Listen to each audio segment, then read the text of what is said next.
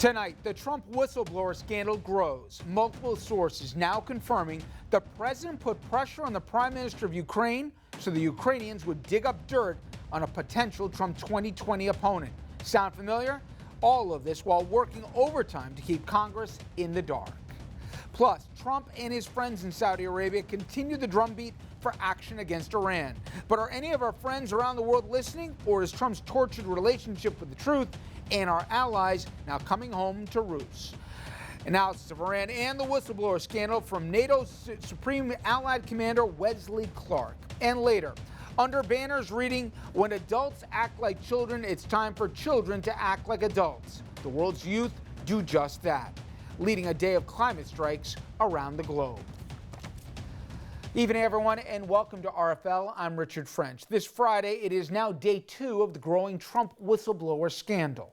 Now, while we're still waiting for detailed confirmation of all the moving pieces, and there are many, it is looking more and more likely that President Trump may have used the resources of the United States, our money, our influence, and perhaps even more, to pressure a foreign leader to provide Trump some personal political help.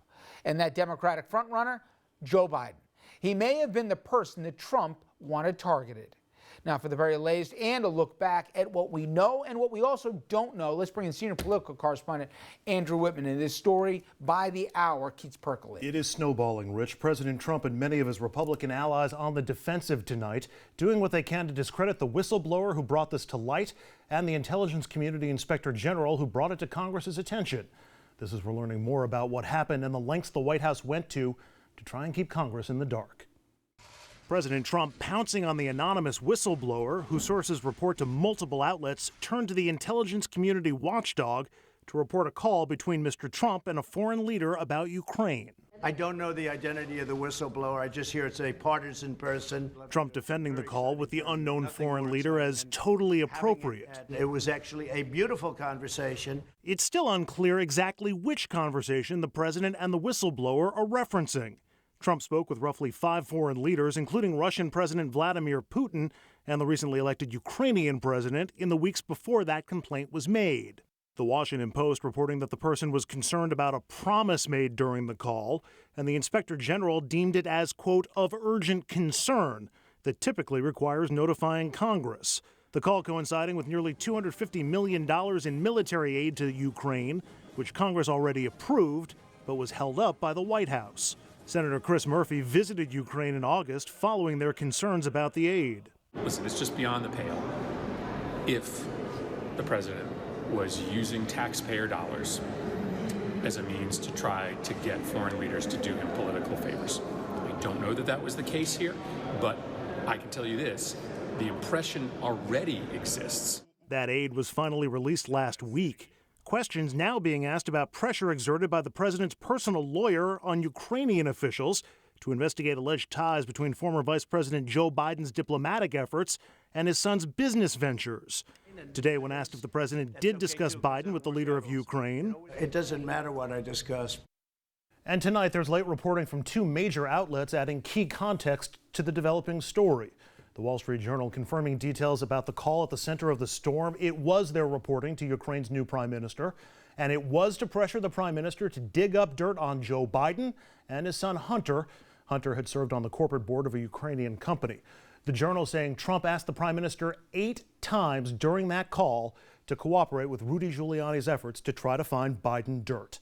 And the Washington Post confirming the Biden as target details and also reporting that Trump's White House counsel has been in the loop on the complaint since almost the very beginning, working on legal avenues to try and keep the information away from Congress, despite laws requiring congressional notification and despite the fact that protecting the president from Congress isn't exactly the job of the White House counsel.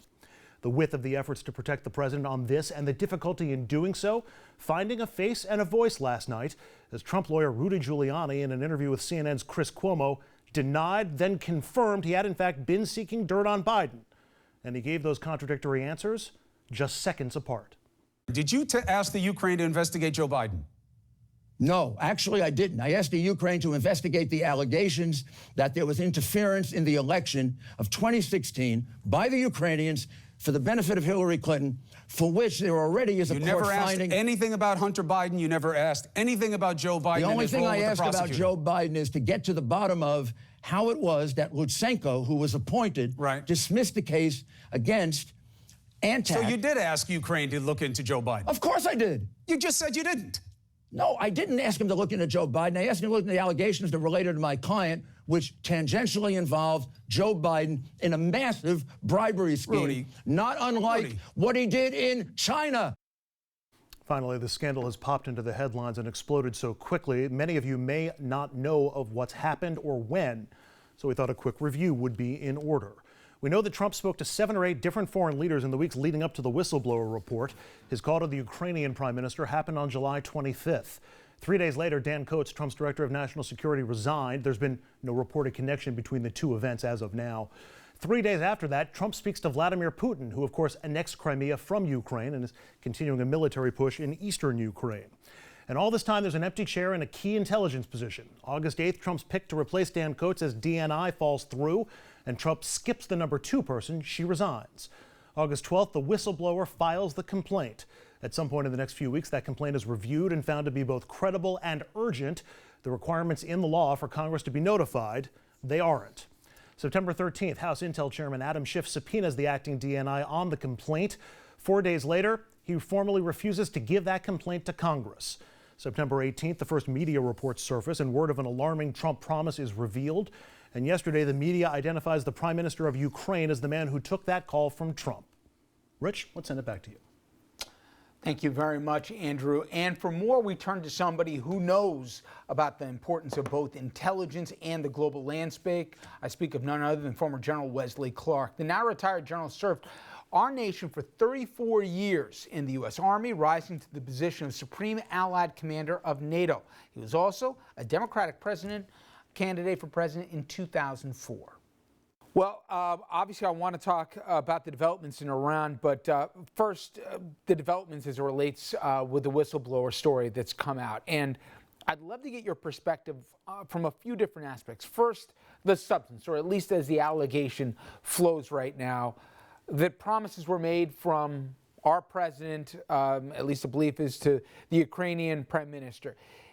Just from what we know, can you put in context for anyone who attempts to minimize a president brokering a deal potentially that would be out of self-interest and basically using his position as our president to do so, especially if it has anything to do with getting information on a political opponent? It seems like this is deja vu all over again. Well, this is something that should never happen because he's, of course, using his official office. So when you're president of the United States or a government employee, you're not allowed to do politics from your place of business. You have to have a separate organization. That's a violation of the election laws. But secondly, he's going to a foreign country and he's seeking to incentivize, if this is true, an investigation of a political opponent. And this is also against the law. I mean, you're not supposed to receive assistance from a foreign government. And again, the issue of is or isn't it true, you could watch the press conferences today. It was more like kabuki theater. We saw what Rudy Giuliani, and I don't think coincidentally, it kind of follows a playbook, what he said last night on CNN. But to that point, it seems, General, the founding fathers in their brilliance and in law subsequent that codified it, set up guardrails so that we had checks and balances. But for the idea that a whistleblower will come forward and that won't go to Congress because, well, the DOJ now and the White House says it shouldn't. I mean, how about the concerns about the idea that we have co-equal branches of government? Now, I know in the end this is probably going to come out, but the idea that you try to stifle that, to me, and to you particularly, as somebody who put your life on the line for this country, that's not the way this is supposed to work. It's not the way it's supposed to work, Richard. And I mean, I did put my life on the line along with millions of other men and women who served in the armed forces. We put our lives, we took an oath to support and uphold the Constitution of the United States.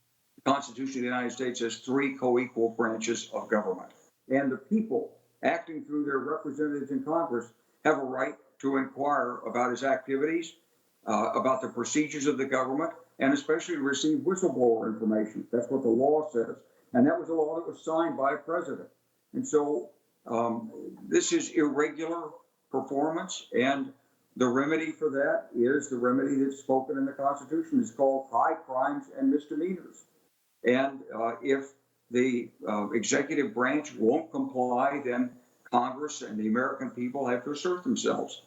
You know, I can just imagine, wear your old hat. You're the Supreme NATO Allied Commander, and this president tells you he wants us to take certain preemptive action, or he wants us to take a non-action. Do you now start to wonder, well, what maybe is the agenda behind it? I mean, after all, Ukraine's an ally. So if we were to take positions that, let's say, advantageous to Russia, but against an ally's self-interest or whatever else, talk about the challenges you would have talking to your counterparts in NATO, and also at the same time, you know, looking at troops here that could be put in harm's way and not knowing for sure what the agenda was behind it. This is exactly the issue of the so-called emoluments clause that's in the United States Constitution. As a former U.S. military officer and as a retired officer, I'm subject to the emoluments clause. I cannot take money from, work for, or receive awards from, or anything other than sort of honorary awards in the course of my duties from a foreign government, because I'm a U.S. government employee. The president's the highest U.S. government employee in the executive branch. Look, you know, you want to believe the best of your president. You want to believe that there's no conflicting agenda there. But there have been so many unexplainable actions that the American people do want to make sure there are no conflicts. And I just think of the storylines we saw in both in both Ireland and Scotland, with both the vice president's trip and some of the Air Force. They get caught up in this as well. Do you think a lot of what we find, because anyone who thinks he's going to change at this point, I just think hasn't been paying attention for 3+ years. Is it because the founding fathers never imagined the person sitting in the big chair, General, in the Oval, would try to not just self-deal, but do everything out of self-interest with that office of the presidency? Or is it because Trump looks and says, even after the Mueller report, hey, nothing in the end happened to me. I'm going to keep doing it. I'm going to now this time go to somebody else to get debt on my next probable opponent, hypothetically in 2020. What do you think didn't happen and needs to happen to at least have some form of normalcy that we've come to expect, regardless of whether it's a Republican or a Democrat sitting in the Oval? Well, I think you had a man come into office who is used to running a small family office, so he's used to having his way. I think he has his own particular peculiarities about his personality. Some people say he's excessively narcissistic, but also he had no experience in government. He had no appreciation for checks and balances. So, you know, he's getting the kind of government that reflects his personality. Unfortunately, it is a departure from the norms of an American presidency. And because he's concealing things like his business interests, it does concern the American people about what are his motivations? Where is this going? When he meets privately with Putin, what's that about? Everybody believes we have good relations with Russia. Nobody wants a war with Russia. But what's going on with a 2-hour private meeting and nobody there and nobody ever hears what it's about? What's all the secrecy for? Is it to protect our classified information, or is it to protect some personal engagement between Putin and Russia that would be embarrassing if it were known to the American people?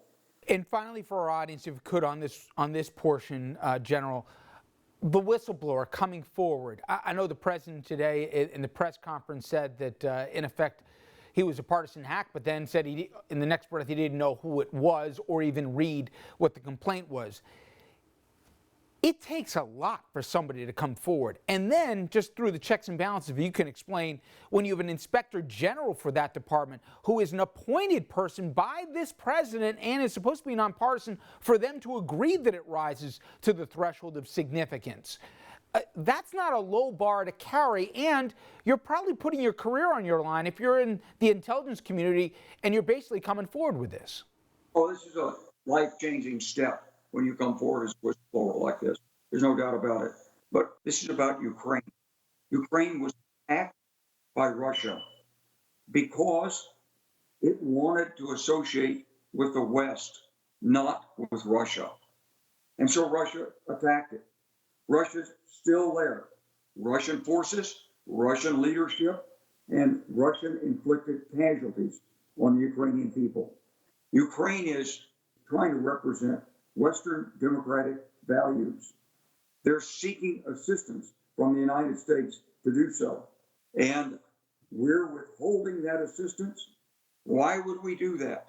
So it's not just the self-dealing of the president or alleged self-dealing on this election issue. It's the broader issue of also what's going on with Ukraine and U.S. strategic interests in Europe. All of our European allies are watching this, and they're asking, what's this about? Can we rely on the United States of America? Is the United States of America still a reliable ally for NATO? And General, that's a perfect point for us to take our first break. General Clark's going to stay with us. When we come back on the other side of the break, we're going to talk about the escalating situation with Iran. Today, more sanctions laid down by the president and more ramped up rhetoric coming out of Tehran. That conversation and more after this.